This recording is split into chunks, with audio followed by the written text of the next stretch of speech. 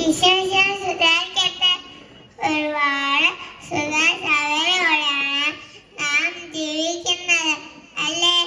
എന്നാൽ ഒരു നേരത്തെ ഭക്ഷണം പോലും ഇല്ലാത്ത ക്ഷമിക്കുന്ന എല്ലാവരും മനുഷ്യരുണ്ട്.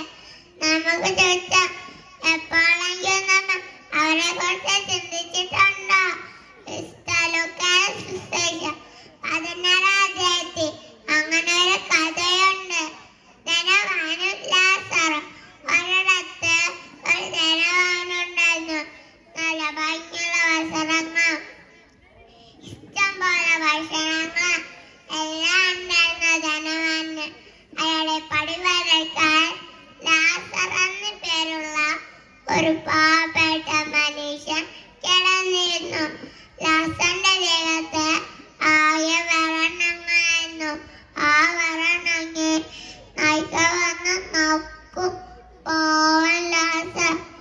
ധനവാൻ ഭക്ഷണം കഴിക്കുമ്പോ താഴെ വീണെങ്കിലും ഒന്ന് കിട്ടാൻ വേണ്ടി കൊയ്യോട് നോക്കിയിരിക്കും.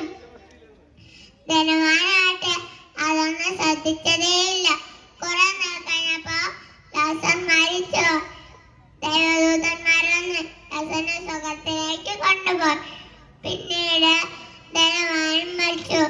എന്നാൽ ധനവാൻ പോയത് എങ്ങോട്ടേക്കാണെന്ന് അറിയാമോ? നരകത്തിലേക്ക്.